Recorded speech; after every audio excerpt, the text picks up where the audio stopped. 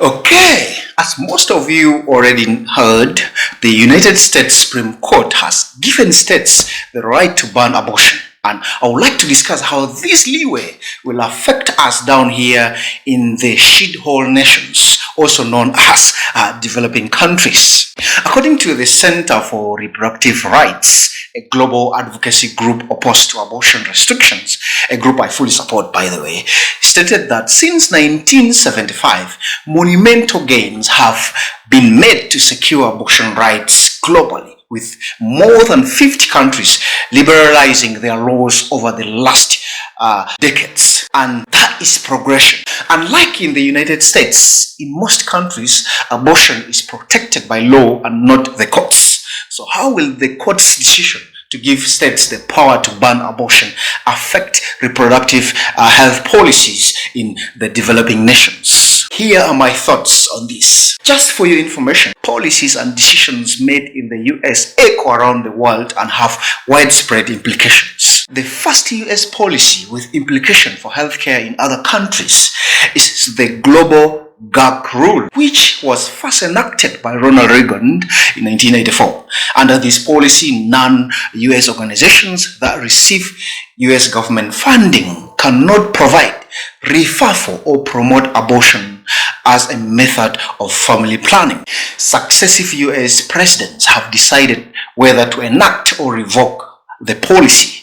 President Joe Biden set it aside when he took office in 2021. The second decision is the decision before the US Supreme Court on the right of women to choose abortion. For countries that look to the US for guidance and for funding, the consequences will go beyond abortion. Such court decisions empower national and international opposition to sexual and reproductive health services such as family planning, abortion, and comprehensive sexual education. This would be a devastating blow in African countries where incremental gains are beginning to manifest in improved legislation and policies due to decades of advocacy and lobbying. For example, in 2020, a study on the impact of global gag rule in Kenya found that government officials used the US government position to restrict conversations around abortion in official meetings. Horrifying, eh? Evidence is clear that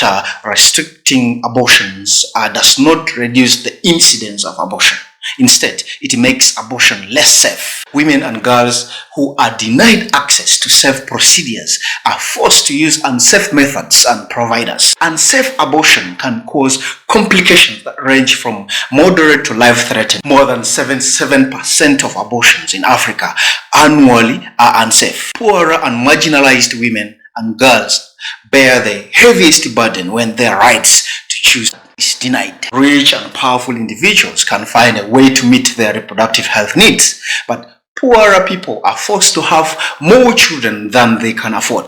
The lack of family planning methods and safe and legal abortion is a danger to women's health. It also puts women and girls at risk of greater poverty. So this US abortion decision will permeate the international community. African governments that subscribe to conservative sexual and reproductive health norms may draw inspiration from such decisions. The US ruling could lend support to African decision makers who are against providing women with better reproductive health options. They might use it to deny women access to critical health care in contradiction of their rights. Anti-choice civil society movements too will draw motivation and support from such a ruling to oppose progressive actions and policies at subnational, the national and sub-regional levels. Several sub-regional economic blocs in Africa are in the process of enacting sexual and reproductive health laws. For example, a sexual reproductive health bill is currently at the East African Legislative Assembly. This court decision might stall or terminate such progress. Pro-choice is progressive and I am pro-choice. Thank you for listening.